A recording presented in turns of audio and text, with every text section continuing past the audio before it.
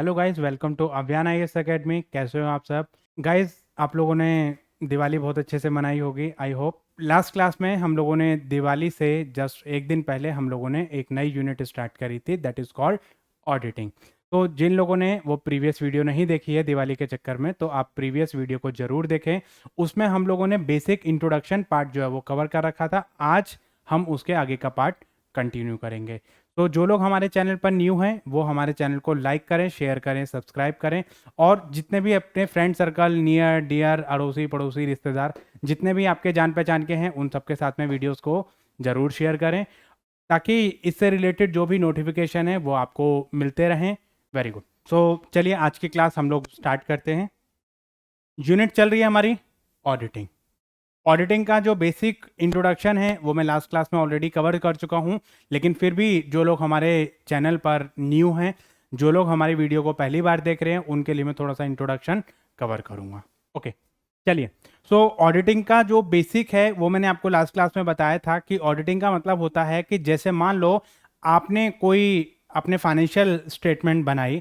Account में हमने क्या करा? अकाउंट में हमने यही सब चीज़ें सीखी कि अकाउंटिंग क्या होती है, जनरल प्रिंसिपल ऑफ अकाउंटिंग क्या होते हैं, हमारे टाइप ऑफ अकाउंटिंग क्या होते हैं, फाइनेंशियल स्टेटमेंट क्या होते हैं, फाइनेंशियल स्टेटमेंट को एनालाइज कैसे करते हैं, फाइनेंशियल अकाउंटिंग क्या होती है, कॉर्पोरेट अकाउंटिंग क्या होती है, फाइनेंशियल स्टेटमेंट कैसे बनती है, आपकी इनकम स्टेटमेंट कैसे बनती है, कैश फ्लो स्टेटमेंट कैसे बनती है, बजटिंग कैसे होता है। तो ये सारा जो अकाउंटिंग का कॉन्सेप्ट है वो हम लोग अकाउंटिंग वाली यूनिट में हम लोग एंड कर चुके हैं। पार्टनरशिप हमने एंड करी, पार्टनरशिप में एडमिशन, रिटायरमेंट है। तो ये सारी प्रीवियस वीडियो आपको एक ही प्लेटफॉर्म पे आपको मिल जाएंगे। तो इससे पहले वाली जो प्रीवियस वीडियो है वो जरूर देखें, ताकि एक यूनिट आपकी जो वो एक साथ में आपकी कंप्लीट हो सके। तो जैसा कि आपने फाइनेंशियल स्टेटमेंट आपने बना लिया, फाइनेंशियल स्टेटमेंट बनाने के बाद एक पर्सन अपॉइंट किया जाता है जिसको हम बोलते हैं ऑडिटर। वो ऑडिटर क्या क्या करेगा? क्योंकि सारे शेयर होल्डर को अकाउंटिंग की नॉलेज नहीं होती है, तो वो क्या करेंगे? अपने बिहाफ पे एक पर्सन को अपॉइंट करेंगे जिसको अकाउंटिंग की नॉलेज होती है। वो क्या करेगा? आपने जो भी कंपनी ने जो भी स्टेटमेंट ऑफ अकाउंट्स बनाए हैं, अपनी फाइनेंशियल स्टेटमेंट बनाई है, अपनी बैलेंस शीट बनाई है, अपनी इनकम स्टेटमेंट बनाई है, उन सबको वेरीफाई करेगा। वो देखेगा कि भाई आपने जो अकाउंट बनाए हैं वो सही तरीके से बनाए हैं, नहीं बनाए, उसमें कोई गड़बड़ी तो नहीं है, अकाउंटिंग स्टैंडर्ड में कोई दिक्कत तो नहीं है, अकाउंटिंग प्रिंसिपल में कोई दिक्कत तो नहीं है, एरर तो कोई नहीं है। ठीक है, तो ये सारा जो स्टेटमेंट है वो अपनी तैयार करेगा और अपना ट्रू एंड फेयर व्यू को जो वो रिप्रेजेंट करेगा। ठीक है, एक तो उसको असेस करेगा, देखेगा कि भाई आपने जो भी इनकम स्टेटमेंट अपनी बनाई है, जो भी फाइनेंशियल स्टेटमेंट अपनी बनाई है, वो सही बनाई है या गलत बनाई है, या उसमें कोई गड़बड़ी तो नहीं है। ठीक है, एक तो काम ये इसका हो गया। उसके बाद वो अपना ओपिनियन देगा। ओपिनियन देगा किस चीज़ के ऊपर? जो उसने फाइनेंशियल स्टेटमेंट को असेस किया।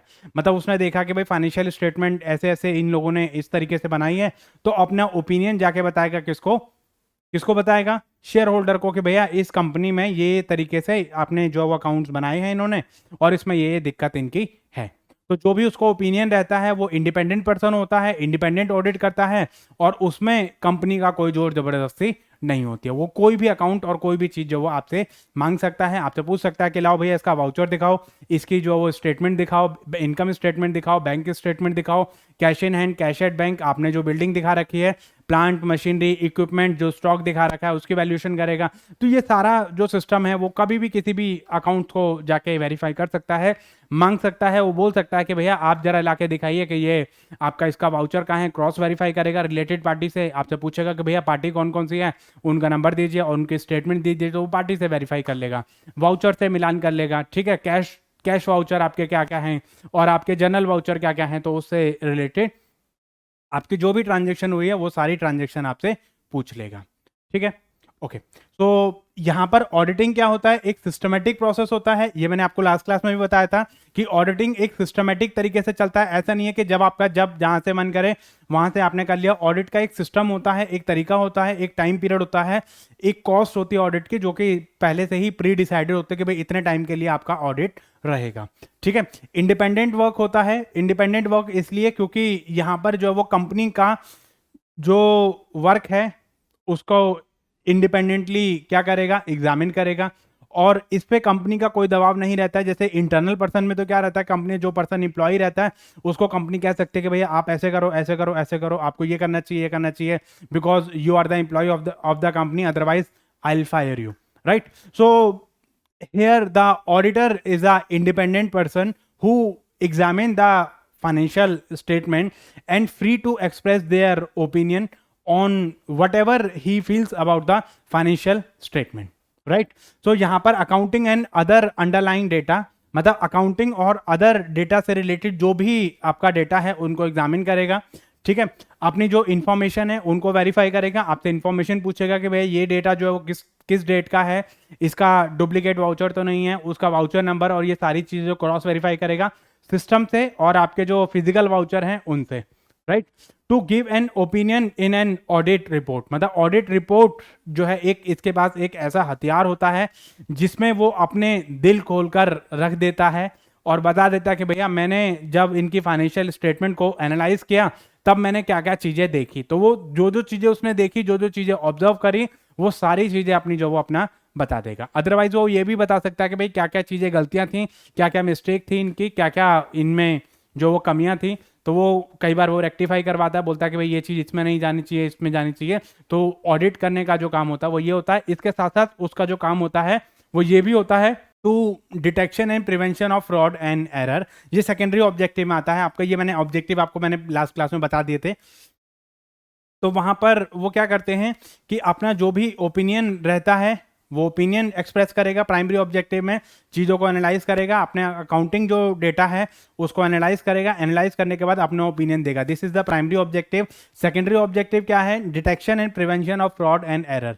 Detection and prevention of fraud, detection and prevention of error, ठीक है। तो ये दो आपके सेकेंडरी ऑब्जेक्टिव हो जाते हैं। कई बार आपसे पूछ लेता है एग्जाम में कि which of the following is the primary objective और which of the following is the secondary objective. तो ये चीजें आपको ध्यान रखनी है, राइट। तो यहाँ पर ये एक सिस्टमेटिक इंडिपेंडेंट आपकी एक्टिविटी हो गई। ऑडिट जो वो ऑडिटर आपका ये काम करेगा और इस काम को करने के बाद वो जो है वो सारी एक्टिविटीज को कंट्रोल एंड कोऑर्डिनेट करेगा और लास्ट में जाके क्या करेगा, अपनी एक रिपोर्ट बनाएगा, अपना एक हथियार तैयार करेगा और जिसको वो जाके क्या कर देगा, अपने जो शेयर होल्डर हैं जिसने उसको अपॉइंट किया है उसको जाके बता देगा कि भाई ये चीज़ें आपकी हैं। तो एजीएम में जाके आपकी जो भी एनुअल जनरल मीटिंग होती है वहाँ पे जाके अपना जो ओपिनियन है वो अपना एक्सप्रेस कर देगा। तो यहाँ पर क्या है, an examination of books and accounts. ये बुक्स का, अकाउंट्स का, वाउचर का और बिजनेस की जितने भी ट्रांजेक्शन्स हैं उनको क्या करेगा, वेरीफाई करेगा और वेरीफाई करने के बाद अपने आप को सेटिस्फाई करेगा कि उसने जो भी बैलेंस शीट बनाई है, जो भी आपकी स्टेटमेंट बनाई है, इनकम स्टेटमेंट बनाई है, कैश फ्लो स्टेटमेंट बनाई है, वो सही बनाई है या गलत बनाई है। क्योंकि इन्हीं सब चीज़ों पे रिलाई किया जाता है और रिलाई करने के बाद आगे डिसीजन लिए जाते हैं। मतलब कंपनी डिसाइड करती है कि भाई हम इस बेसिस पे आगे फ्यूचर में डिसाइड करें कि मुझे कहाँ पर पैसा इन्वेस्ट करना चाहिए, कहाँ पे पैसा मुझे नहीं इन्वेस्ट करना चाहिए।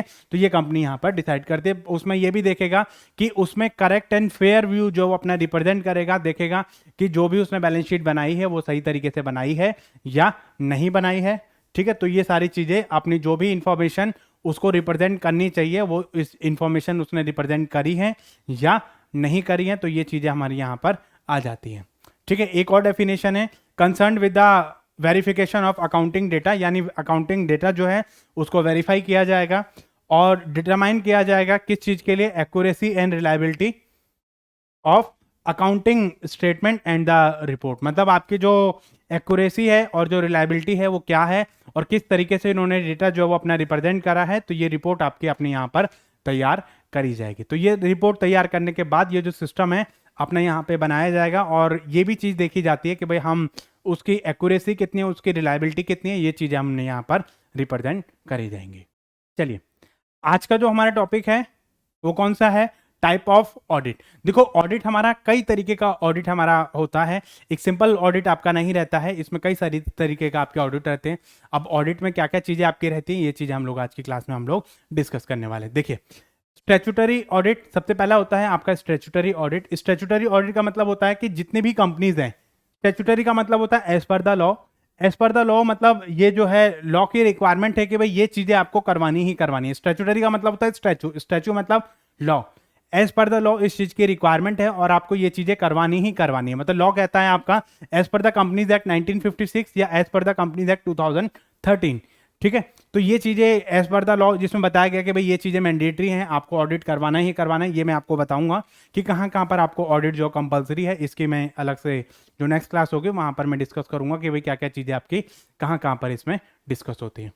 ठीक है। तो उसमें as per the provision of the law अगर आपका ये बोल दिया गया कि भाई आपको ऑडिट करवाना कंपलसरी है तो आपको करवाना है, तो इस टाइप के ऑडिट को मैं क्या बोलूंगा? Statutory audit. स्टैच्यू मतलब लॉ, राइट। पीरियोडिक ऑडिट और एनुअल ऑडिट। पीरियोडिक ऑडिट का मतलब होता है after a particular period of time, और एनुअल, एनुअल मतलब एट द एंड। देखो, तो इस ऑडिट में ऑडिटर जो वो वेरीफाई करेगा कब? आपका at the end of the financial year. या कई बार क्या करता है, कई बार वो पूछ लेता है कि भाई हाफ ईयरली है, क्वार्टरली है, तो इस तरीके से भी अपना जो ऑडिट है वो पूछ सकता है भाई फर्स्ट क्वार्टर में आपका कितना प्रोग्रेस है, सेकंड क्वार्टर में आपकी क्या प्रोग्रेस है, थर्ड क्वार्टर में, फोर्थ क्वार्टर में। तो इस तरीके से ईयरली, एनुअली आपका जो है वो ये चीजें बना सकता है। या after a particular period of time आपको जो ऑडिट करवाना होता है उस ऑडिट को हम क्या बोलते हैं? Periodic audit. ठीक है। नेक्स्ट आता है इंटरिम ऑडिट। इंटरिम ऑडिट का मतलब होता है कि आपकी, मान लो ये एक ऑडिट हुआ, ये दूसरे ऑडिट की डेट है, इनके बीच में मतलब जो है एक ऑडिट आपका करवाया जाता है। ठीक है। मतलब बीच में, मतलब आपका दो ऑडिट के बीच में एक मिड में एक ऑडिट करवाया जाता है जिसको हम बोलते हैं इंटरिम। इंटरिम मतलब मिड। तो इस टाइप का ऑडिट जो है mid of the accounting year या हाफ ईयरली आपका रहता है, जिसमें हमारे अकाउंट क्लोज होने से पहले ही हम जो एक ऑडिट है वो कंडक्ट कराते हैं, ताकि हम ये देख सके कि भाई जो भी इसमें दो ऑडिट हैं उनके बीच में हम, जैसे कई बार क्या होता है कंपनी डिविडेंड डिक्लेयर करती है, डिविडेंड डिक्लेयर करने से पहले अपनी जो वो डिविडेंड कई बार कंपनी डिक्लेयर करती है बीच में दो एजीएम के बीच में। ठीक है। जब डिविडेंड डिक्लेयर करेगी तो वो अपना सारा जो अकाउंट ऑडिट करवाती है, देखती है कि भाई हमारा इस डेट तक, यानी जिस दिन हमारी एजीएम है इस डेट तक हमारा क्या स्टेटमेंट है, किस तरीके से हमने जो अपने बुक्स ऑफ अकाउंट हैं वो प्रिपेयर करे हैं। तो उसमें सारा जो भी उनकी स्टेटमेंट रहती है वो उसको हम क्या बोलेंगे? Interim audit. इंटरिम मतलब मिड, मिड बिटवीन। ठीक है। तो इस तरीके का जो ऑडिट आपका रहेगा उसको हम क्या बोलेंगे? Interim audit, right. Okay. Next आता आपका पार्शियल ऑडिट। पार्शियल ऑडिट का मतलब होता है कि देखो हर एक चीज का उसके पास टाइम नहीं होता है। वो क्या करता है, जो मेजर मेजर आइटम होते हैं उनके बारे में पूछ लेगा, बोलेगा कि भैया अपना जो वो रिसिप्ट साइड दिखा दो जरा। मतलब आपसे पूछ लेगा कि भाई cash at bank, cash in hand और ये जो रिसिप्ट साइड है आप इनको दिखा दो भाई कहाँ कहाँ से आपकी रिसिप्ट हुई है। ये आपसे पूछ लेगा कि भाई पेमेंट साइड जो है वो आपकी क्या क्या है, इस तरीके से आपसे पूछ लेगा कि भाई बताओ जरा इसकी जो पेमेंट साइड है वो क्या क्या है, उनका जरा वाउचर दिखा दीजिए कि कहाँ कहाँ पर आपने मेजर पेमेंट आपने करी है। तो कई बार क्या होता है कि एक कंपनी में एन नंबर ऑफ ट्रांजेक्शन होती हैं थ्रू आउट द ईयर, तो जब उनके पास पूरा कंप्लीट टाइम नहीं होता है तो वो क्या करते हैं? पार्शियल ऑडिट करते हैं। पार्शियल ऑडिट मतलब जो मेजर मेजर आइटम होते हैं उनके बारे में आपसे पूछ लेता है, जिनका अमाउंट बड़ा होता है या जो रेलिवेंट होते हैं, मटेरियल होते हैं फॉर द अकाउंटिंग इंफॉर्मेशन, जिनका एक मेजर इंपैक्ट रहता है अकाउंटिंग इंफॉर्मेशन पे, फाइनेंशियल स्टेटमेंट पे। तो ऐसी स्टेटमेंट को जो वो वेरीफाई कर लिया जाता है और ऐसे ऑडिट को हम क्या बोलते हैं? Partial audit. ठीक है।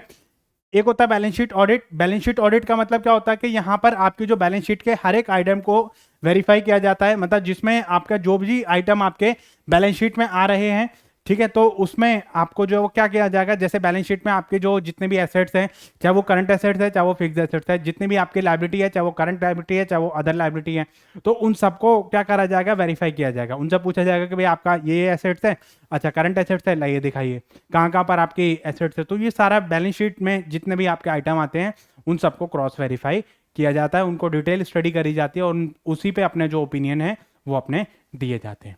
ठीक है। तो जिसमें अपना जो है वो चेक करेगा, वेरीफाई करेगा रिलेटेड अकाउंट्स जो हैं, कौन कौन से आइटम कहाँ कहाँ पर गए हैं, आपने बिल्डिंग परचेज करी, बिल्डिंग सेल आउट करी, उसमें क्या क्या आपने अकाउंटिंग ट्रीटमेंट करी, उससे रिलेटेड जो भी अकाउंट है, परचेज अकाउंट है, सेल अकाउंट है, परचेज करी तो परचेज अकाउंट, सेल्स करी तो सेल्स अकाउंट, तो वो सारा अकाउंट जो वो आपका वेरीफाई कर लिया जाएगा और उसके अकॉर्डिंगली अपनी जो स्टेटमेंट है वो अपनी तैयार कर दी जाएगी। ठीक है। ओके। पार्शियल ऑडिट और बैलेंस शीट ऑडिट में फर्क समझ आया? पार्शियल का मतलब होता है कि एक पोर्शन ही, जैसे 1/4 या एक स्पेशल आइटम ही आपके जो मेजर मेजर आइटम है उनको वेरीफाई कर लिया था। जो मेजर मेजर, जैसे कई बार क्या होता है कि जब हम पेपर लिखते हैं तो पेपर में जो मेजर मेजर हेडिंग है वो हम पढ़ के चले जाते हैं, ठीक है, बाकी तो हम अपने आप एक्सप्लेनेशन कर लेते हैं। ऐसे ही मतलब ऑडिट में भी क्या होता है, जो मेजर मेजर आइटम है आप उन पे जाके स्ट्रक करो, उन पे जो मेजर पेमेंट है आप उन पे जाके जो वो दावा बोलो, उन पे मतलब आप उनको जो है वेरीफाई करो, उनके डॉक्यूमेंट्स मंगाओ और उसी में मतलब जो है आपको पता चल जाएगा, राइट। इसके बाद आता है आपका कॉस्ट ऑडिट। कॉस्ट ऑडिट का मतलब क्या होता है कि जो भी कंपनी मैन्युफैक्चरिंग करती है, जब मैंने आपको कॉस्ट अकाउंटिंग बताया था, तो ऐसे ही जब कॉस्ट अकाउंटिंग आप करोगे, जो कंपनी कॉस्ट अकाउंटिंग करती है उनको कॉस्ट ऑडिट करवाना पड़ता है, राइट। तो कॉस्ट ऑडिट कौन करता है? CMA, cost and management accountant. ठीक है, तो उसको हमारा कॉस्ट ऑडिट हम बोलते हैं, कॉस्ट ऑडिटर बोलते हैं। वो पर्सन क्या करेगा, वो ये देखेगा कि भाई आपने जो कॉस्ट निकाली है वो सही तरीके से निकाली है नहीं निकाली है, या उसमें जो कॉस्ट आप रिप्रेजेंट कर रहे हो वो सही तरीके से रिप्रेजेंट कर रहे हो या नहीं कर रहे हो। तो उसमें जो भी चीजें आपकी आ रही हैं तो उन सबको यहाँ पर जो रिप्रेजेंट किया जाएगा। देखेगा कि भाई आपने कोई कॉस्ट में, मैनेजरियल टूल में कोई फ्रॉड एंड एरर तो नहीं करा है। ठीक है, अकाउंटिंग रिकॉर्ड में पता चले आपकी वो अकाउंटिंग है ही नहीं, या आपने जो खर्चा है वो किया ही नहीं है, आपने उसमें दिखा दिया भाई हमने ये खर्चा करा है। ठीक है, या मतलब आपने कोई खर्चा करा है उसको रिप्रेजेंट नहीं किया है आपने, तो ये तरीके से मतलब जो आपने कॉस्ट कहाँ पर जो है वो रिप्रेजेंट करेगा। जितनी भी आपकी कॉस्ट आ रही है उनको यहाँ पर रिप्रेजेंट करने का काम, मतलब इंटरनल कॉस्ट, एक्सटर्नल कॉस्ट, जो भी हमारी कॉस्ट होती है, total cost, average cost, marginal cost, जितने भी टाइप की कॉस्ट होती है वो सारी कॉस्ट जो यहाँ पर जो वेरीफाई करी जाएगी। आपकी मार्जिनल कॉस्ट जो वो भी वेरीफाई करी जाएगी। टोटल कॉस्ट आपकी कितनी आ रही है तो उसके अकॉर्डिंगली मतलब जो है आपका कॉस्ट अकाउंटिंग का जो डेटा है वो मेजर किया जाएगा। उसको देखा जाएगा कि भाई आपने सही तरीके से कॉस्ट अकाउंटिंग की जो स्टेटमेंट है वो बनाई है या नहीं बनाई है। तो इस तरीके से जो चीज़ें हैं वो हमारी कॉस्ट ऑडिट में आ जाती हैं। चलिए, मैनेजमेंट ऑडिट। मैनेजमेंट ऑडिट का मतलब क्या होता है कि यहाँ पर आपका जो है ये एक कॉम्प्रिहेंसिव एग्जामिनेशन होता है organisation structure of the company का, कि जिसमें आपके प्लान क्या है, आपके ऑब्जेक्टिव क्या है, इस चीज को वेरीफाई किया जाता है। मतलब मैनेजमेंट का भी ऑडिट होता है जिसमें ये देखा जाता है कि भाई आपके जो प्लान है, आपका जो ऑब्जेक्टिव है, आपका जो प्रोसीजर है वो सही है या गलत है। इसमें आपका जो ऑपरेशन और जो ह्यूमन बींग और जो फिजिकल फैसिलिटीज हैं वो सही तरीके से है या नहीं है। तो इसमें यह देखा जाता है कि भाई मैनेजमेंट जो काम कर रही है आपकी किस तरीके से काम कर रही है, उसका जो ऑब्जेक्टिव है वो सही है या गलत है, या उसमें कोई फॉल्ट है। तो इस तरीके के जो फंक्शनिंग और जो स्ट्रक्चर है उसमें hierarchy, right, role, responsibility, functional, vision, objective, इन सब चीजों को क्या करा जाएगा, वेरीफाई किया जाएगा, उनको थ्रू आउट करा जाएगा। और ये देखा जाएगा कि भाई जो सिस्टम आपने करा है या जो सिस्टम ऑर्गेनाइजेशन में चल रहा है किसी काम को करने का, वो काम हमारा जो वो सही तरीके से कर रहा है या नहीं कर रहा है, या मैनेजमेंट के सिस्टम में ही हमारा फॉल्ट है। ठीक है, ऑर्गेनाइजेशन के हायरार्की क्या है, रिपोर्टिंग सिस्टम क्या है, कौन किसको रिपोर्ट कर रहा है, कौन किसको डायरेक्ट कर रहा है, कौन किसको गाइड कर रहा है। ठीक है, आपका जो स्पैन ऑफ मैनेजमेंट है वो कैसा है, स्पैन ऑफ कंट्रोल आपका कैसा है।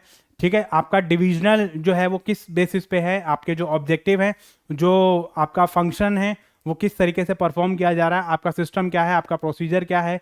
तो ये सारा जो चीज़ें हैं आपके मैनेजमेंट ऑडिट में आ जाती हैं। ठीक है, नेक्स्ट आता है आपका कंटिन्यूअस ऑडिट। कंटिन्यूअस ऑडिट का मतलब होता है कि जहां पर आपका जो है ऑफिस एक रेगुलर, मतलब ऑडिटर जो है वो क्या करेगा, एक रेगुलर इंटरवल पे आपका विजिट करता रहता है। इसमें क्या होता है कि नॉर्मली आपका वो क्या करता है कि एक पर्टिकुलर टाइम पीरियड पे ही जाएगा और अपना ऑडिट करके 10 दिन, 15 दिन, 12 दिन, जो भी उसका टाइम पीरियड रहता है, हफ्ते का, 10 दिन का, 15 दिन का, महीने भर का, अपना ऑडिट का काम कंप्लीट करेगा, अपना झोला झंडी उठाएगा और अपना वापस आ जाएगा। लेकिन कंटिन्यूअस ऑडिट में क्या रहता है कि यहाँ पर जो ऑडिटर जो है वो रेगुलर इंटरवल पे क्लाइंट के ऑफिस में जाता है। ठीक है, उनको through out the year verify account करता है और इस तरीके से मतलब जो भी उसने अकाउंट्स अपने बनाए हैं रेगुलर बेसिस पे, मतलब आपका जो रेगुलरली आपका जो है अपने जो क्लाइंट हैं उनके ऑफिस में जाके विजिट करा जाएगा। लेकिन कई बार ये ऑडिट जो वो हमारा कब होता है और क्यों होता है, get a final account audit immediately after the closing of the accounting year. जैसे हमारा अकाउंटिंग ईयर हमारा खत्म हो रहा है 31 मार्च को, अब जैसे ही हमारा 31 मार्च खत्म हुआ तो आप अपना जो ऑडिट है उसको आप कर दो और 10 दिन 15 दिन के अंदर ही मतलब आप अपना जो सारा सिस्टम है उसको समेट के अपनी रिपोर्ट बना के दे दो। ठीक है, तो इसके लिए हमें कंटिन्यूअस ऑडिट करना पड़ेगा। मतलब ये आइटम ऐसे नहीं है कि मतलब आपने रेगुलरली अपना वो करा, बैलेंस शीट वगैरह बनाओ, सारे आप रेगुलरली आप विजिट करते रहो, देखते रहो कि ये आपकी जो अकाउंटिंग ट्रीटमेंट है वो सही तरीके से हो रही है या नहीं हो रही है, तो उसके हिसाब से आप अपनी रिपोर्ट बना के दे दो। या कंपनी जो वो बहुत बड़ी बड़ी कंपनी है, बहुत बड़े स्केल पे काम कर रही है, तो अब एक महीने में सारी कंपनी का अकाउंट को ऑडिट करना इतना इजी टास्क नहीं होता है। तो कंपनी क्या करती है, पार्शियली मतलब थोड़े थोड़े उसमें मतलब जो है एक पीरियोडिक टाइम में या एक रेगुलर बेसिस पे आपका जो ऑडिट है, मतलब हफ्ते में जो है 2 दिन या महीने में आपके 3 दिन या 4 दिन आपका रेगुलर आपका चलता रहता है। ठीक है, जब कंपनी को ये लगता है कि इंटरनल कंट्रोल सिस्टम जो वो इफेक्टिव नहीं है तो उसको वेरीफाई करने के लिए, उसको चेक करने के लिए अपना जो है वो कंटिन्यूस आपको विजिट करना पड़ेगा, देखना पड़ेगा कि भाई कहाँ पर दिक्कत आ रही है आपकी। ठीक है, regular final account are required. कई बार क्या होता है कि रेगुलर मतलब आपको फाइनल अकाउंट जो वो रिक्वायर्ड होते हैं। कई बार आपको जो इनकम स्टेटमेंट है उनको रेगुलर बेसिस पे आपको जो ऑडिट करके जो सबमिट करवाने पड़ते हैं इनकम टैक्स पर्पज़ के लिए या किसी और पर्पज़ के लिए, आपको जो है अपने अकाउंट जो वो ऑडिट करवा के रिप्रेजेंट करने होते हैं। तो इस तरीके से जब चीज़ें आपकी रहती हैं तो उसको हम क्या बोल देते हैं, वहाँ पर हमें कौन सा ऑडिट करवाना पड़ेगा, कंटिन्यूस ऑडिट करवाना पड़ेगा। देखिए, जब हम ऑडिट करेंगे तो ऑडिट करते टाइम हमें कुछ चीज़ों का ध्यान रखना पड़ेगा। क्या क्या ध्यान रखना पड़ेगा कि if it is not statutory audit he should be find out the exact nature of the scope of the duties whether the audit prepare account also. मतलब कहने का मतलब यह है कि जब हम अगर हमारा ये स्टैट्यूटरी ऑडिट नहीं है तो हमें अपना नेचर, स्कोप, राइट, रिस्पॉन्सिबिलिटी, ये सब चीज़ें हमें पहले से ही आइडेंटिफाई करनी पड़ेगी कि भाई हम ये जो ऑब्जेक्टिव कर रहे हैं, ये जो ऑडिट कर रहे हैं वो किस लिए कर रहे हैं और क्या हमारा ऑब्जेक्टिव है। तो ये चीज़ें हमें पहले से ही प्रिस्क्राइब करनी पड़ेगी। हमारा किस टाइप का ऑडिट है, इंटरिम ऑडिट है, पीरियोडिक ऑडिट है, मैनेजमेंट ऑडिट है, कि वहाँ पर हमारा ऑब्जेक्टिव बदल जाता है। मैनेजमेंट ऑडिट होगा तो वो अपनी तरीके से बदल जाएगा, कंटिन्यूस ऑडिट है तो अपनी तरीके से अपना ऑब्जेक्टिव जो बदल जाएगा। हमें जो काम करना है वो उसी के अकॉर्डिंगली हम काम करेंगे। ठीक है, he should inform his client to close all the books of account and keep them ready for the verification. मतलब वो क्या करेगा कि ऐसा नहीं है कि आप जाके बोल के आ गए लाओ भाई अकाउंट्स लेकर आओ, तो पता चले कि भाई जिस दिन आप आए उस दिन हमारा अकाउंटेंट ही नहीं आया था।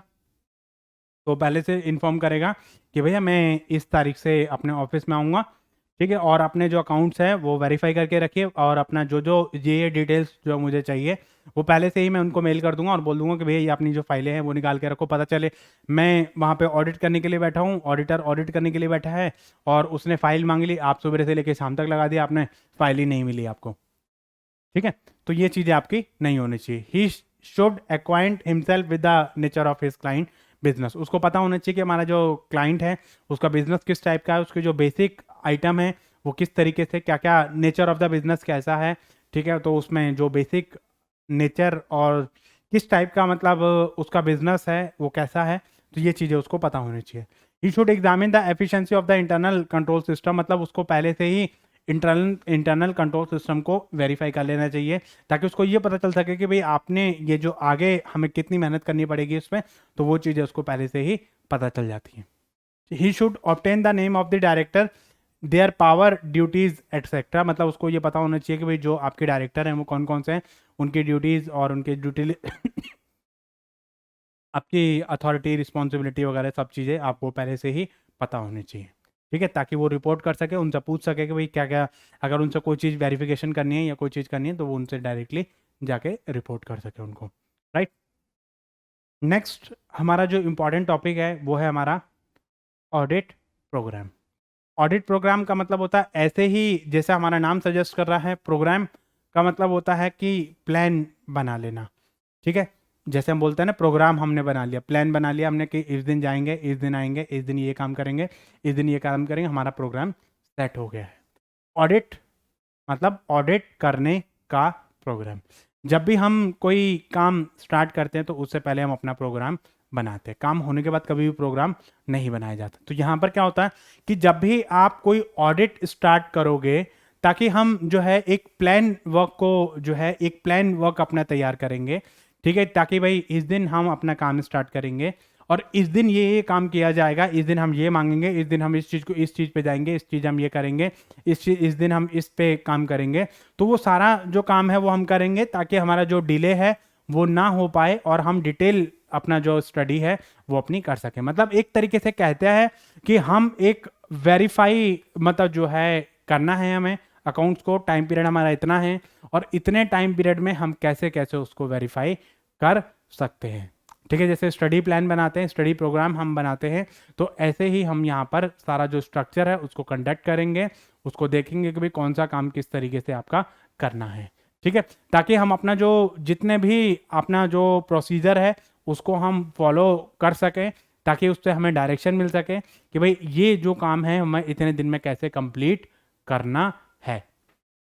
तो वो जो कंप्लीट करने के लिए हम क्या करेंगे, एक प्रोग्राम बनाएंगे और उस प्रोग्राम को आगे कैसे कंडक्ट करना है। आपने जो भी हमारे को ऑडिटर्स हमारे जो हैं या जो भी हमारे वर्कर्स जो हमारे नीचे टीम काम करेगी उस टीम को भी एक्सप्लेन करने के लिए कि भैया बार बार पूछना ना पड़े कि अब हम क्या करें, अब हम क्या करें, अब हम क्या करें। तो पहले ही एक प्रोग्राम सेट कर लिया जाता है, प्री प्लान जो चीज़ें हैं वो सेट कर ली जाती है और उसके अकॉर्डिंगली हम अपना काम करेंगे, और ताकि हमारा डिले ना हो और हम टाइमली अपना जो ऑडिट का वर्क है उसको कंप्लीट कर सकें।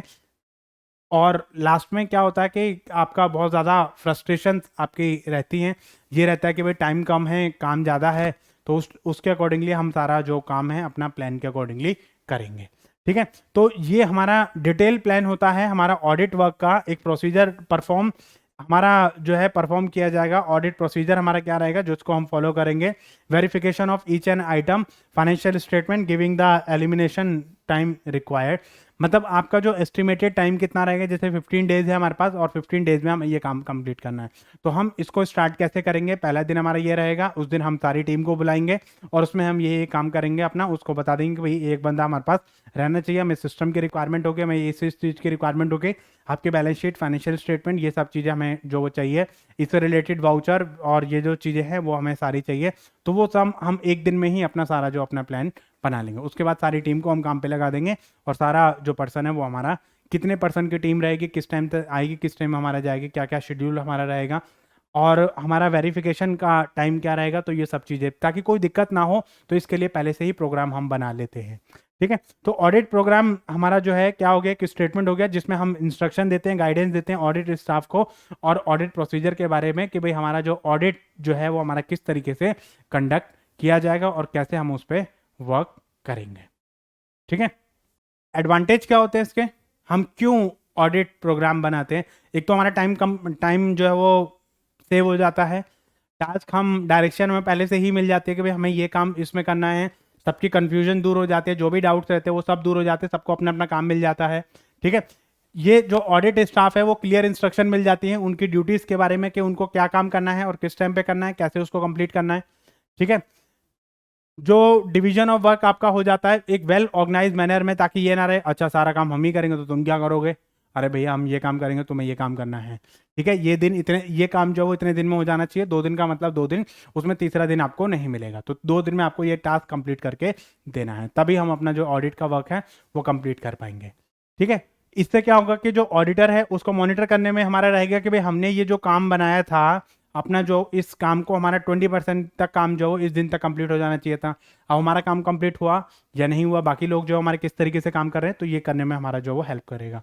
ठीक है, इससे क्या होगा कि भाई हमारा जो रिस्पॉन्सिबिलिटी फिक्स करने में ओमिशन और कमीशन वगैरह ये जो सारी चीज़ें हैं कि किसकी गलती थी, मैंने आपको ये काम दिया था आपने काम नहीं किया, अब टास्क जो टाइम पे कंप्लीट नहीं हुआ, किसकी गलती से नहीं हुआ, कैसे नहीं हुआ, तो ये सब हम जो वो जिम्मेदारी आपकी बना सकते हैं। ठीक है, इससे क्या रहेगा कि हमारा एक तो वैल्यूएबल एविडेंस रहेगा हमारा काम को कंप्लीट करने में कि भाई हमने जो टास्क है वो अपने कंप्लीट करा, ये भाई हमारा ऑडिट प्रोग्राम था और इतने दिन का हमारा टाइम पीरियड है कि भाई वो सारी शीट भरी जाती है आपके ऑडिट से पहले कि भाई 10 डेज का 15 डेज का हमारा ऑडिट का काम है और इस तरीके से हम अपना काम कंप्लीट करेंगे। ठीक है, तो हमारा जो फ्यूचर ऑडिट है उसको भी ऑडिट करने में हमारी हेल्प करेगा, उसको गाइड करेगा कि भाई फ्यूचर में हमें जो ऑडिट करना है किस तरीके से करना है, तो इसको हम बेस बना लेंगे और इसके बेसिस पे हम आगे का काम कंटिन्यू कर लेंगे। ठीक है, तो सिस्टमेटिक मैनर में ऑडिट का काम हमारा चलता रहेगा, इनएफिशिएंसी और टाइम को हमारा सेव करेगा। ठीक है, और हमारा जो काम है वो टाइम पे हमारा खत्म हो जाएगा। ठीक है, और इजीली मतलब जो है अपना काम जो है अपना असिस्ट अगर हमें करना है, किसी को बताना है, तो जो भी हमारे असिस्टेंट वगैरह हैं उनको हम सारा काम जो इजीली समझा सकते हैं। ठीक है, डुप्लीकेसी ऑफ वर्क इसमें नहीं रहेगी कि वही काम तो मैं कर रहा हूँ वही काम आप कर रहे हो, फिर हमारा जो मतलब क्या हुआ उसी चीज़ पे मैं लगा पड़ा हूँ, उसी चीज़ पे आप लगे पड़े हो, तो हमारा duplicacy of work, replication of work हमारे यहाँ पर रहने के चांसेस हमारे कम हो जाते हैं। अगर मैं बैलेंस शीट कर रहा हूँ तो आप इनकम स्टेटमेंट पे करोगे, कोई दूसरा बंदा कैश फ्लो पे चला जाएगा, कोई और पर्सन जो किसी और पे चला जाएगा, किसी को वाउचर वेरीफाई करने के लिए बोल दिया जाएगा, सबके अलग अलग काम आपको बता दिए जाते हैं। ठीक है, ओके। कई बार इसके डिसएडवांटेज भी होते हैं, और वो डिसएडवांटेज क्या होते हैं? डिसएडवांटेज इसमें एक तो ये होता है कि भाई कई बार आपको क्या होता है कि भाई एक मैकेनिकल मतलब चीज़ें आपकी रहती हैं, आपको बता दिया कि भाई ये काम आपको ऐसे करना है, इतने तरीके से करना है, आप अपना दिमाग लगाओगे नहीं तो क्रिएटिविटी बिल्कुल खत्म हो जाएगी। तो यहाँ पर आपका जो है become mechanical, it kills the creativity of the audit staff, मतलब ऑडिट स्टाफ जो है वो अपना दिमाग बिल्कुल भी नहीं लगाएगा, क्योंकि उसको पता है कि भाई ये काम हमारा जो इतने दिन में इस तरीके से करना है, तो हम अपनी जो ऑडिट स्टाफ जो क्रिएटिविटी नहीं लगाएगा। ठीक है। Chance of work not done properly high as a scope is to be completed within the schedule time.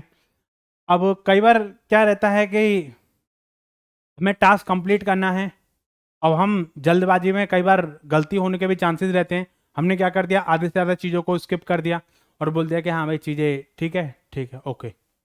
अब उसको इतने डिटेल में कौन स्टडी करने बैठ रहा है, तो कई बार हमारी दिक्कत इसमें ये भी आ जाती है। आपको बोला कि भाई 2 दिन में आपको ये चीज़ें वेरीफाई करके देनी है मतलब देनी है, तो बहुत सारे आइटम होते हैं, मान लो 1000 ऑफ ट्रांजेक्शन है, अब एक एक आइटम को वेरीफाई करना is not an easy task, वो भी 2 दिन में 3 दिन में। तो वहाँ पर आपका जो है वहाँ पे दिक्कत होने के चांसेस हमारे रहते हैं। ठीक है। रिजिड प्रोग्राम में not be suitable for all the kind of business. अगर आप हर चीज़ को रिजिडिटी से लोगे तो कई बार आपका बहुत ज़्यादा रिजिडिटी होने के बाद वर्कलोड हमारा बहुत ज़्यादा बढ़ जाता है, हेक्टिक शेड्यूल आपका हो जाता है, हल्के से भी चेंजेस से सारा शेड्यूल में आपको जो गड़बड़ी आपकी हो जाती है। अगर आप चेंज करना चाहो बाद में तो वो चेंज नहीं हो सकता, क्योंकि सारा स्टाफ आपको सारा शेड्यूल जो दोबारा से बनाना पड़ेगा, और एक बार काम करने के बाद दोबारा से उसको शेड्यूल डिस्ट्रीब्यूट करना मतलब दोबारा से सारा काम जो आपका डिस्टर्ब हो जाएगा। ठीक है, तो ये चीज़ें हमारी इसमें हो जाती हैं। ओके, नेक्स्ट हमारा आता है ऑडिट नोटबुक। ऑडिट नोटबुक का मतलब क्या होता है, चलिए क्या बताता है। ये हमारा जैसे ऑडिट प्रोग्राम होता है, ऐसे ही हमारी ऑडिट नोटबुक होती है। नोटबुक मतलब जैसा कि नाम सजेस्ट कर रहा है, नोटबुक मतलब डॉक्यूमेंट हो गया जिसमें वो नोट डाउन करेगा, वो बताएगा अच्छा ये काम है, ये अच्छा ये चीज़ है, ये चीज़ है, ये चीज़ है, ये चीज़ है। जैसे वेटर हमारा मेन्यू रिटर्न करता है ना, ऐसे ही ऑडिटर जो है वो क्या करेगा, आपसे ज़्यादा चिकचिकबाजी नहीं करेगा, वो बहसबाजी नहीं करेगा आपसे, वो बता देगा कि एक नोटबुक बनाएगा और हर एक पर्सन को बोलेगा कि भाई जितने भी उसके नीचे असिस्टेंट काम कर रहे हैं उनको बोलेगा भाई आप जो जो चीज़ें वेरीफाई कर रहे हो ना, आप उसमें जो वो लिखते जाना, अपनी एक नोटबुक तैयार करते रहना। ठीक है, उसमें नोटबुक को तैयार करके मतलब जो है अपना कंपाइल्ड कर दिया जाएगा, कंपाइल्ड करने के बाद एक रिपोर्ट बना दी जाएगी। तो ऑडिट नोटबुक जो होती है वो क्या होता है, ये एक मोस्ट इंपॉर्टेंट डॉक्यूमेंट होता है मेंटेन बाय द ऑडिटर। कौन बनाता है, ऑडिटर बनाता है। अब ऑडिटर से ये पूछ लिया जाए भाई आप ये कैसे कह सकते हो, वो बताएगा कि भाई इस दिन इस वाउचर में ये दिक्कत है और मैंने ये चीज़ देखी और ये चीज़ मैंने ऑब्जर्व करी। तो वो कैसे बताओगे आप अपनी रिपोर्ट में, कैसे बताओगे, तो वो इतनी सारी चीज़ें हमें याद नहीं रहती, तो इसलिए क्या करते हैं हम अपने एक डॉक्यूमेंट बनाते हैं और डॉक्यूमेंट में हम ये सारी चीज़ें अपनी लिखते जाते हैं। ठीक है, तो यहाँ पर it is defined as the record use mainly recording audit contain the data on the work. ठीक है, उसमें जो जो काम किया उसका जो कमेंट जो था वो किस किस तरीके से था, बुक्स ऑफ अकाउंट उसने कैसे तरीके से बनाई, डे टू डे वर्क कैसे परफॉर्म किया है। ठीक है, उसकी जो एक्सप्लेनेशन है, audit staff notes about the error, मतलब उसके जो एरर हैं वो हमारा किस तरीके का है, एक्सप्लेनेशन रिक्वायर्ड एक्सट्रैक्टर, मतलब मैंने इस चीज़ में गड़बड़ी मांगी तो वो बोलेगा हाँ भाई एक्सप्लेन इट, तो मुझे एक्सप्लेनेशन चाहिए इस चीज़ की। तो वो पूछ सकता है कि जैसे कई बार क्या होता है हर टाइम तो आपका स्टाफ जो तैयार नहीं रहेगा आपके पास में, तो क्या करेगा वो आइटम अपना जो रिकॉर्ड डाउन कर लेगा, रिपोर्ट कर लेगा और बोलेगा कि मैनेजमेंट से कि भैया इस ये जो डॉक्यूमेंट है ये अपना निकाल के दिखाओ मुझे। ठीक है, तो वो सारा जो जो उसको डॉक्यूमेंट चाहिए होते हैं, जो जो उसको दिक्कत होती है वो सारी अपनी जो चीज़ें हैं वो अपना इस पर कर लेता है। Auditor can use it as an authentic evidence the court if there is any case against him. तो कई बार वो पूछ लेता है कि भाई अच्छा आप ये बताओ कि आप ये कैसे कह सकते हो इसमें गड़बड़ी है, तो वो क्या करेगा अपनी ऑडिट नोटबुक को दिखाएगा और वो उसमें दिखाएगा कि भाई ये चीज़ें आपके हैं और इसमें ये गड़बड़ी हमारे है, हमने ये गड़बड़ी अपनी फाइंड आउट करी, हमें इसकी एक्सप्लेनेशन दे दो। तो वो जो एक्सप्लेनेशन आपसे मांगेगा तो वो आपको उसको जो है एविडेंस आपका प्रूफ कर सकता है। ठीक है, तो ये चीज़ आपकी ऑडिट नोटबुक का मतलब क्या है कि आपने ऑडिट करते टाइम जो भी अपना ऑब्जर्वेशन किया, जो हम नोट्स बनाते हैं, जैसे पढ़ते टाइम हम नोट्स बनाते हैं ना, ये चीज़ें, ताकि मतलब जब बुक्स आपकी बंद हो जाएंगी तो आपके माइंड में आधी चीज़ें रहेंगी आधी चीज़ें नहीं रहेंगी, लेकिन वो नोट्स आपके पास रहेंगे। तो उस नोट्स को क्या करोगे आप रिवाइज कर लोगे, तो रिवाइज करने से आपका सिलेबस भी रिवाइज हो जाएगा। तो यही चीज़ें हमारी यहाँ पर भी है कि उसने क्या करा ऑडिट करते टाइम जो जो उसके दिमाग में था, क्योंकि बाद में जब ऑडिट समअप होता है तो आधे से ज़्यादा चीज़ें हमारे दिमाग से हट जाती है, नहीं रहती इतनी चीज़ें ध्यान। तो उसमें क्या करेगा वो सारी चीज़ें एक पेपर पे बोल देगा और उसको बोल देगा कि भाई उसमें जो वो जो पेपर पे आपने नोट डाउन करा था उसको हम बोलते हैं ऑडिट नोट बुक। तो उसमें क्या क्या लिखता है वो ऑडिट नोटबुक में, कंटेंट क्या क्या होता है, nature of the business and important document, ठीक है। तो वो क्या करेगा, वो सारी चीजें बताएगा कि जैसे मेमोरेंडम ऑफ एसोसिएशन क्या है, आर्टिकल ऑफ एसोसिएशन क्या है, पार्टनरशिप डीड क्या है। तो उसमें जो जो उसको इंपॉर्टेंट डॉक्यूमेंट चाहिए ना, वो सारे डॉक्यूमेंट अपना रखता जाएगा, ताकि एक अपनी रिपोर्ट बनाएगा तो उस टाइम पे इसको भी अपनी जो वो इसके बेसिस पे ही अपनी सारी चीजें तैयार करेगा। तो उसका जो मेमोरेंडम ऑफ एसोसिएशन है, आर्टिकल ऑफ एसोसिएशन है, पार्टनरशिप डीड है, बिजनेस में क्या क्या चीजें आपके पास हैं एज पर द लॉ, आपका क्या क्या चीजें कहता है, तो वो सारी चीजें आपकी बता दी जाएंगी। List of books of accounts, ठीक है, जैसे बैलेंस शीट वगैरह इन सब चीजों को वो मांग लेगा। लिस्ट ऑफ ऑफिशियल्स, मतलब आपने बोनस दे दिया, लाइए मीटिंग्स दिखाइए, ठीक है, उसकी रिपोर्ट दिखाई, मीटिंग की रिपोर्ट जिसमें ये बोला गया था कि भैया बोनस देंगे, डिविडेंड डिक्लेयर होगा, तो उसकी वो दिखाइए रिपोर्ट। ड्यूटीज और रिस्पॉन्सिबिलिटीज आपकी क्या क्या हैं, ऑडिट प्रोग्राम की कॉपी लगाएगा वो। Information missing in receipt voucher, कई बार क्या होता है वाउचर पे डेट नहीं है, अमाउंट मिसिंग है, वाउचर नंबर आपका नहीं है, वाउचर नंबर मैच नहीं कर रहा है, ठीक है, अमाउंट मैच नहीं कर रहा है, तो वो सारा आपको वो करेगा, ठीक है। जिन जिन में उसमें दिक्कत है, कोई एरर अगर उसको डिटेल एरर दिखता है, पता चले मैसर्स वाउचर बना हुआ मैसर राम एंड लिमिटेड, और वहां पर दिखा रहा है मैसर्स श्याम के नाम से वाउचर बना हुआ है, ठीक है, या राम एंड कंपनी के नाम से वाउचर बना हुआ है, ठीक है। तो कई बार आपका ये चीज आपकी आ जाती है, तो इसमें ये चीज आपके इसमें आ जाती है। Explanation short from the official, मतलब कई बार कुछ ऑफिशियल से हमें एक्सप्लेनेशन चाहिए होती है, तो वो ऑफिशियल से हमें वो बताएगा कि भाई मुझे इस चीज की एक्सप्लेनेशन रिक्वायर्ड है, ठीक है। Point to be included in the audit report, audit report में इन्हीं के बेसिस पे ऑडिट रिपोर्ट बनेगी, तो उसमें वो बताएगा कि भाई कौन कौन से ऑडिट रिपोर्ट की आपको रिक्वायरमेंट है और किस किस तरीके से चीज़ों की आपको रिक्वायरमेंट इसमें है, तो वो चीज़ें आपको बता देगा कि भाई इस तरीके से इन चीज़ों की हमें रिक्वायरमेंट है। तो वो अपना सारा जो एक ऑडिट नोटबुक अपनी तैयार करेगा, एक फाइल अपनी तैयार करेगा, जिसको हम ऑडिट फाइल भी बोल देते हैं, नॉर्मल भाषा में उसको ऑडिट नोटबुक बोलते हैं, ठीक है। वो अपनी एक फाइल तैयार करेगा, फाइल में सारा अपना डॉक्यूमेंटेशन करेगा और उसके बेसिस पे अपनी रिपोर्ट जो वो अपनी तैयार करेगा, ठीक है। ऐसे ही हमारे ऑडिट के वर्किंग पेपर्स होते हैं। वर्किंग पेपर मतलब जो उसने कैलकुलेशंस वगैरह करी हैं, जैसे मान लो आपका एचआरए कैलकुलेट करा, डीए कैलकुलेट करा, ये चीज कैलकुलेट करी, वो चीज कैलकुलेट करी, तो वो जो वर्किंग पेपर्स या जो भी उसने कैलकुलेशन वर्क है या जो भी उसका रफ वर्क उसका जो होता है, उसको हम क्या बोलते हैं, उसको हम ऑडिट वर्किंग पेपर बोलते हैं। देखो ऑडिट प्रोग्राम अलग है, ऑडिट नोटबुक अलग है, ऑडिट वर्किंग पेपर आपके अलग है।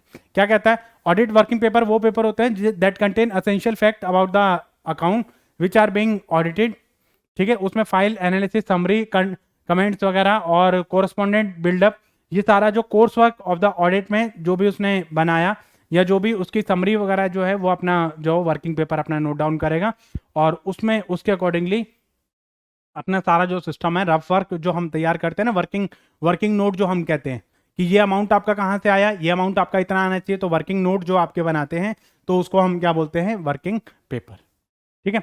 तो auditor maintain the papers as supporting evidence to the audit work, मतलब ऑडिट वर्क को सपोर्ट करने के लिए या अपने चीज को प्रूव करने के लिए वो क्या करेगा, ऑडिट मतलब जो वर्किंग पेपर हैं उनको सपोर्ट करेगा और उसको बताया कि हाँ भैया लो पूछो जरा इसमें क्या दिक्कत है, हमारे हिसाब से ये कैलकुलेशन इतनी आनी चाहिए, आपके हिसाब से कितनी आ रही है, इतनी आ रही है, अब ये डिफरेंस क्यों आ रहा है, ये डिफरेंस बताइए जरा, इतना आना चाहिए एज पर द लॉ, ये चीजें आती हैं आपके, तो वो सब चीजें आपसे पूछेगा। तो इसमें आपकी जो एक्सपेक्टेड होती हैं वो क्या क्या होते हैं, और आपके जो एविडेंस जो उसने पूछे मांगे स्टाफ से, तो वो सारी चीजें मतलब आपकी वो उसने दिखाया नहीं दिखाया वो सारी अपनी जो वर्किंग नोट में लिख देगा, ठीक है। तो वो जो वर्किंग नोट में उसने लिख दिया तो उसको हम क्या बोलते हैं, ऑडिट वर्किंग पेपर, ठीक है। ये चीज समझ आई। ऑडिट प्रोग्राम में उसने प्रोग्राम बनाया सारा कि भाई क्या क्या चीजें आपकी डायरेक्शन वगैरह का एक ब्लूप्रिंट अपना बनाया, ठीक है। ऑडिट नोटबुक में उसने सारी फाइल बनाई अपनी कि भाई ये document, memorandum of association, article of association, partnership deed और उसमें कंपनी का रजिस्ट्रेशन वगैरह जो सारी चीजें उसको जो जो चीजें रिक्वायरमेंट है उसको लगता है कि भाई ये चीजें चाहिए हमें, ठीक है। तो उसमें लिस्ट ऑफ ऑफिशियल्स और जो गैजेट्स वगैरह की जो नोटिफिकेशंस हैं वो सारी चीज़ें आपसे पूछ लेता है और बता देता है कि भाई ये चीज़ें आपकी इसमें बताइए कि भाई कौन कौन सी चीज़ें इसमें आनी चाहिए। ठीक है, तो ये सारा अपना जो ऑडिट का जो वर्किंग पेपर है वो आपका इसमें रहेगा और इसके हिसाब से आप अपना तैयार कर लोगे। ठीक है, हम जो वर्किंग पेपर है वो उसका पर्पस क्या होता है, क्यों हम अपना जो वर्किंग पेपर जो है वो क्यों बनाते हैं। ठीक है, ताकि हमारे जो अकाउंटिंग प्रिंसिपल और जो अकाउंटिंग स्टैंडर्ड हैं वो सही तरीके से फॉलो किए गए हैं या नहीं किए गए। ऑडिटर की रिपोर्ट को जो है हमारा एक सपोर्ट करने का काम करेगा। ऑडिटर की जो भी रिपोर्ट आपकी बनाई है या जो भी उसने रिपोर्ट अपनी तैयार करी है वो सही तरीके से बनाई है या नहीं बनाई है, तो वो सारा काम अपना बनेगा। ठीक है, आपकी जो एफिशिएंसी है उसको रिवील करने के लिए, ये बताने के लिए कि भाई आपने जो ऑडिट का काम किया था वो सही तरीके से करा था या नहीं करा था या उसमें कोई दिक्कत आपकी है। तो इसमें हम जो अपना जो काम कर रहे हैं उसको एविडेंस के फॉर्म में अपना दिखा सकते हैं। अपना बचाव में अगर हमें कुछ कहना है तो हम इस वर्किंग पेपर के बेसिस पे हम अपना दिखा सकते हैं कि हाँ भैया हमने ये काम किया था 10 दिन, आपने क्या किया, खाली चाय समोसा नहीं खाया है, आपने काम भी किया है, जो काम किया है आपने वो सारा उसमें दिखा देगा। ठीक है, यस और नो, समझ आ गया? ठीक, ठीक है, तो इसमें आपका क्या करेगा कि भाई आपकी जो ड्यूटीज़ है उस पर आपकी कोई नेग्लिजेंस तो नहीं है और उसमें किस किस की ड्यूटीज़ थी, किसको परफॉर्म करना चाहिए था, किसने परफॉर्म किया, किसने परफॉर्म नहीं किया, वो सारा अपना रिपोर्ट में लिख देगा। They also help the finalise the report is quickly, मतलब जब सारी चीज़ें डॉक्यूमेंट्स अगर आपके तैयार हैं तो क्या करेगा, अपनी रिपोर्ट इन्हीं के बेसिस पे अपनी रिपोर्ट जो फाइनल रिपोर्ट अपनी तैयार कर लेगा। वो बता देगा कि भाई आपकी ये चीज़ें आपकी हैं।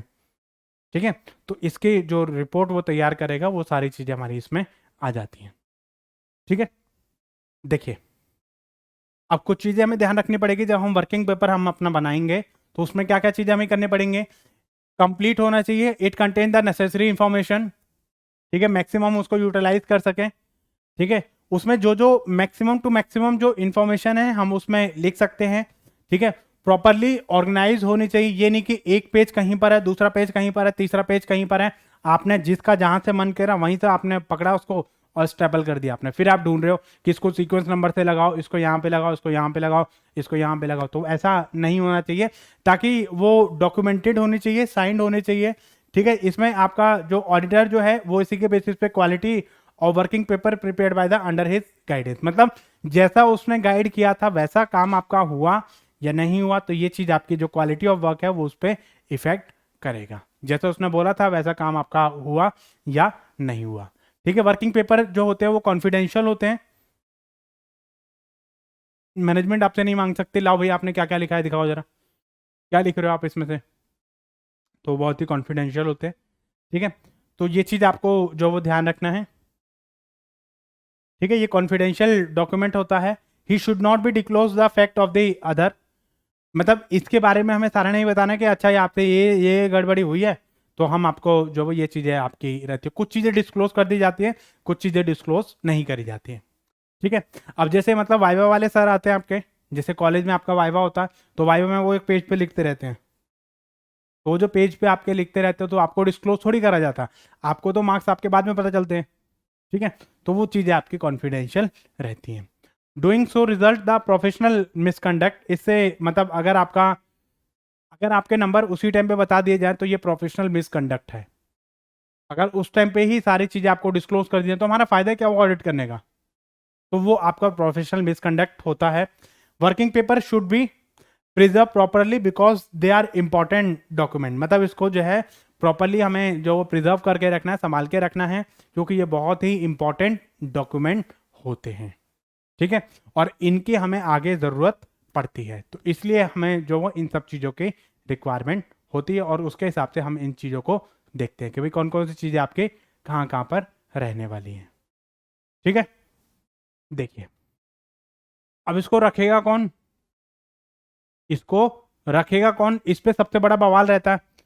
Auditor who collect the information through out the working paper for audit work, तो वो अपना जो है क्योंकि उसने सारा जो है ऑडिट वर्क किया है और ऑडिट वर्क में सारी इंफॉर्मेशन जो उसने कलेक्ट करी है और ऑडिट वर्क कंप्लीट करने के बाद उसने सारी इंफॉर्मेशन कलेक्ट करी है, तो इसलिए जो है उसको जो है किसको रखना चाहिए, उसको ऑडिटर को रखना चाहिए। लेकिन कुछ लोग ये कहते हैं कि on the other hand the company claim that the auditor was appointed by and he only act as the agent, तो उसको जो है कंपनी अपॉइंट करती है, तो वो उसका एजेंट होता है, उनके बिहाफ पे काम करता है, तो वो उसको कैसे रख सकता है, क्योंकि उसमें बहुत कॉन्फिडेंशियल इंफॉर्मेशन होती है।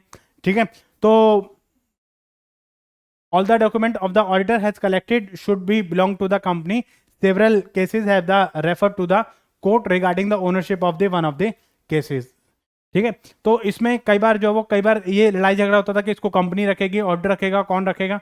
ठीक है, तो इसमें ये डिसाइडेड किया गया था कि मतलब एक कई बार कुछ ऐसे केसेस हुए हैं, उस केसेस में ये डिसाइड किया गया था कि it was decided that working paper belong to the auditor because he was the independent professional. कई बार ये पूछा जाता है कि जो work ownership of the working paper belongs to the, ठीक है, company itself, auditor, shareholder, stake holder.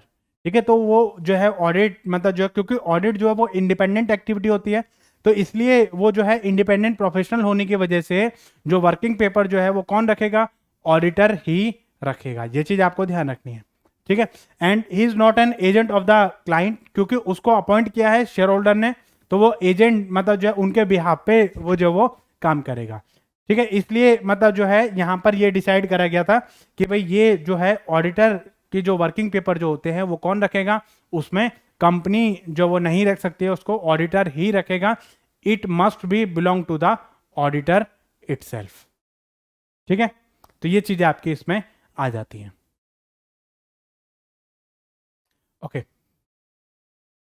लियन, auditors लियन, लियन मतलब होल्ड करके रखना। The auditor if has the not been paid if the, अच्छा इसमें कई बार क्या होता है कि कई बार ऐसा रहता है कि भाई ऑडिटर जो फ्री में काम नहीं करेगा वो क्या लेगा, ऑडिट फीस लेगा। अब कई बार क्या होता है कि ऑडिट क्या फीस नहीं दे रहे, तो वो क्या करता है, बुक्स ऑफ अकाउंट को अपने पास रख सकता है, रिलेटेड डॉक्यूमेंट्स को अपने पास रख सकता है, अनटिल अनलेस जब तक उसकी जो लॉफुल चार्जेस या जो लीगल फीस उसकी नहीं मिल जाती है। तो जब तक उसके पोजेशन में रहेंगे, जब तक ड्यूज आर नॉट पेड, तो इस टाइप के राइट को हम क्या बोलते हैं, ऑडिटर्स लियन। मतलब वो बुक्स ऑफ अकाउंट को और जो अपने रिलेटेड डॉक्यूमेंट्स हैं उनको अपने पास रख सकता है, अनटिल अनलेस जब तक उसकी जो लॉफुल चार्जेस या जो लीगल फीस है या जो ऑडिट फीस है वो अपने पे नहीं कर दी जाती है, तब तक सॉरी, तो तब तक उसका जो फीस जब तक उसकी पे नहीं करी जाएगी तब तक वो अपने जो डॉक्यूमेंट्स हैं उनको अपने पास रख सकता है। तो इसको हम क्या बोलते हैं, ऑडिटर्स लियन। ठीक है, ओके, नेक्स्ट आता है हमारा इंटरनल चेक। इंटरनल चेक का मतलब क्या होता है कि इसमें हमारा ये जो चीजें हैं मतलब वेरियस मतलब जो है कई बार क्या होता है कि इसमें बहुत सारा मतलब ऑटोमेटिकली एक चेक सिस्टम होता है कि जहां पर जो है इंटरनली ये सारा सिस्टम जो किया जाता है, तो उसको हम बोलते हैं इंटरनल चेक। मतलब ऑडिटर तो एक्सटर्नल पर्सन हो गया, ऐसे ही कंपनी का इंटरनल प्रोसेस होता है कि उसको जो सिस्टम क्या क्या रहेगा, किस किस तरीके से हमें काम करना है, तो वो जो काम करने का तरीका होता है उसको हम क्या बोलते हैं, इंटरनल चेक। तो इंटरनल चेक का मतलब होता है work of the various member of the staff allocated as the work done, one person is automatically check by the another. ठीक है, तो इसमें इस तरीके से अरेंजमेंट करा जाता है कि एक पर्सन जो दूसरे पर्सन का काम चेक करेगा, दूसरा पर्सन तीसरे काम चेक करेगा। तो इस तरीके से मतलब जो आप दूसरी गलतियों को अपना जो वो देख सकते हो कि भाई क्या क्या चीजें हमारी इसमें रहने वाली। इंटरनल चेक का मतलब विद इन द कंपनी आप जो वो गलतियों को ढूंढने की कोशिश करते हो। ठीक है, तो इसमें और आपके जो एरर और जो फ्रॉड्स हैं उसमें जो उसको डिटेक्ट करने की कोशिश करते हो, मतलब इंटरनल ऑडिट करने का जो काम होता है वो सारा आपका इसमें आ जाता है। तो इसमें देखा जाता है कि discovered by the very occupation by the book keeping itself, मतलब जब आप बुक कीपिंग करते हो तो कई बार उसमें भी हमारी गलतियां हो जाती है। तो इंटरनली एक सिस्टम बनाया जाता है, उसमें देखा जाता है कि भाई आपने जो बुक्स ऑफ अकाउंट बनाए हैं वो सही तरीके से बनाए हैं नहीं बनाए, उसमें कोई गड़बड़ी तो नहीं है, कोई दिक्कत तो नहीं है। तो ये सारी चीज़ें हमारी इसमें आ जाती है, तो उसको हम क्या बोलते हैं, इंटरनल चेक बोल देते हैं। अच्छा, तो इसमें हम ये भी देखते हैं कि भाई हमने जो सिस्टम अपना बनाया है तो उसका प्रोसीजर क्या है। जैसे इंटरनली जो हम अकाउंटिंग अपनी तैयार करें, जैसे मान लो मैं जर्नल तैयार कर रहा हूँ, दूसरा पर्सन जो लेजर तैयार कर रहा है, तो जो लेजर तैयार करेगा वो जर्नल को भी देख लेगा एक बार, तो उसके बाद जो आगे का जो काम है वो दूसरा पर्सन काम कर रहा है, वाउचर तैयार कर रहा है, कोई कुछ काम तैयार कर रहा है, तो उसमें एक दूसरे गलतियों को देख लिया जाता है कि भाई यहाँ पर ये गलती है, तो उस चीज़ को हम बोलते हैं इंटरनल चेक। ठीक है, तो इसमें हमारा जो है एक पर्सन जो दूसरे पर्सन को जो है उसकी गलतियां देखता है और देखता है कि ये जो इंटरनल चेक में जितने भी आपके पर्सन्स लगे होते हैं वो सारे आपके कंपनी के एम्प्लॉय होते हैं। इंटरनल सिस्टम होता है ये आपका, जिसमें मतलब जो है कंपनी ये देखती है कि मतलब हमने जो काम है वो किस तरीके से अपना डिवाइड कर रखा है, किस पर्सन को हमने क्या बता रखा है, कौन सा पर्सन क्या काम करेगा, कैसे काम करेगा। तो ये जो सारा सिस्टम आपका रहता है वो हमारा इसमें रहता है। ठीक है, अगर आपने सही तरीके से काम को एलोकेट किया है, इंटीग्रेट किया है, तो उसमें जो है आपका जो काम है वो सही तरीके से चलता रहेगा, उसमें कोई भी गलती होने के चांसेस आपके कम रहेंगे। ठीक है, इससे आपका भी फायदा है और ऑडिटर का भी फायदा है। ऑडिटर का फायदा ये है कि उसको कम मेहनत करनी पड़ेगी, आपका फायदा ये है कि भाई आप पे क्वेश्चनिंग नहीं उठेगी। क्या इसके ऑब्जेक्टिव रहते हैं? जो फ्रॉड एंड एरर है उसको प्रिवेंट कर सकते हैं। Miss appropriation of goods in cash, मतलब आपके जो मिस अप्रोप्रिएशन गुड्स है, जैसे कैश का मिस अप्रोप्रिएट हम यूज़ करते हैं, तो वो हम नहीं करेंगे। ठीक है, encourage the specialisation of labour, जिसका जो काम है, जिसका जो काम हमने डिवाइड कर दिया तो वो काम आप अपने तरीके से करोगे। ठीक है, तो इससे हम जो वो अपना काम सही तरीके से कर सकते हैं। Time spend on the particular work, इससे जो वो रिड्यूस हो जाता है कि मतलब एक ही मतलब काम आप बार बार करते रहोगे तो उसमें आप स्पेशलाइज हो जाते हो। ठीक है, मोरल प्रेशर आपका रहेगा कि मतलब आपको जो काम सही तरीके से करना है, ताकि ऑडिटर जो आपके ऊपर रहेगा। ठीक है, तो वो आपके काम में कमियां ना निकाले, लेकिन फिर भी गलतियां हो जाती हैं तो वो आपको ऑडिटर जो वो बता देगा। ठीक है, तो आपका जो अकाउंटिंग सिस्टम है वो सही तरीके से हमारा काम करे, रिलायबिलिटी रहे, ट्रांसपेरेंसी रहे, हमारे में एक्यूरेसी रहे। ठीक है, तो ये सब चीज़ें हमारी इसमें आनी चाहिए। ठीक है, तो इसमें हमें क्या क्या चीज़ें वो करनी चाहिए कि मतलब एक सिंगल एम्प्लॉय हमें नहीं लगाना चाहिए। इस सिंगल एम्प्लॉय को सारे काम नहीं करने चाहिए, उसको जो काम है वो क्या कर देना चाहिए, डिवाइड कर देना चाहिए। ठीक है, तो ऑटोमेटिकली मतलब जो है एक का काम दूसरे को दिया जाएगा, दूसरा काम तीसरे को, तीसरे काम चौथे को, ताकि एक की गलतियाँ दूसरा पकड़े। अब उसी को बोल दिया कि तुम खुद अपनी गलतियाँ चेक करो, तो ऐसा थोड़ी होता है। ठीक है, duties of the employ should be change from time to time without prior notice, मतलब उसमें ये रहेगा कि भाई हमारे जो ड्यूटीज़ हैं वो चेंज कर दी जाएंगी विदाउट प्रायर नोटिस। अगर हमें पता रहेगा कि भाई हमारी ड्यूटी तो चेंज होगी नहीं, तो हम कोई भी गलतियाँ करें। ठीक है, तो आपको पता है कि भाई आपका काम जो दूसरा पर्सन चेक करेगा तो उसमें मतलब जो गड़बड़ी आपकी रहेगी तो उसको वो वेरीफाई करेगा, और हम दूसरों की गलतियाँ निकालने में तो वैसे ही माहिर होते हैं। ठीक है, employ who control the physical asset should not have the asset of the goods of account. ठीक है, एक सिस्टमेटिक आपका होना चाहिए, सेल्फ बैलेंसिंग लेजर आपके होने चाहिए। ठीक है, पीरियोडिकली वेरीफाई होने चाहिए, एलोकेशन ऑफ द वर्क जो वो हमारा उसको सही तरीके से करोगे ताकि आप पीरियोडिकली उसको वेरीफाई कर सको। ठीक है, तो guys thanks for watching this video and आज के क्लास में हम लोगों ने क्या क्या टॉपिक डिस्कस करे। जो बेसिक इंट्रोडक्शन था वो हमने करा, ऑडिट प्रोग्राम हमने किया, ऑडिट जो नोटबुक है वो हमने किया, ऑडिट के जो वर्किंग पेपर्स हैं वो हमने किए, टाइप्स ऑफ ऑडिट हमने कंप्लीट करा। तो ये जो था वो बहुत ही इंपॉर्टेंट टॉपिक थे आपके एग्जामिनेशन पॉइंट ऑफ व्यू के लिए। तो नेक्स्ट क्लास का जो हमारा टॉपिक रहने वाला है उसमें हम क्वालिफिकेशन ऑफ द ऑडिटर के जो क्वालिफिकेशन है वो क्या क्या होती है, ऑडिट किस किस चीज़ के लिए कंपलसरी होता है, और कहाँ कहाँ पर ऑडिटर को अपॉइंट कैसे करोगे, रिमूवल कैसे करोगे, उसके राइट ड्यूटीज, इस तरीके से ये जो चीज़ें हैं वो आपकी क्या क्या रहती हैं, तो ये हम लोग जो वो नेक्स्ट क्लास में अपना कवर करेंगे। तो thank you guys for watching this video. I hope ये वीडियो आपको पसंद आई होगी। तो आपको वीडियो कैसी लगी ये कमेंट सेक्शन में ज़रूर बताइए, और लाइक करना शेयर करना ना भूलें, ताकि इससे रिलेटेड जो भी नोटिफिकेशन है वो आपको मिलते रहें। तो keep smile and have a good day. तो थैंक यू गाइज, मिलते हैं जल्दी हम आपको नेक्स्ट वीडियो में।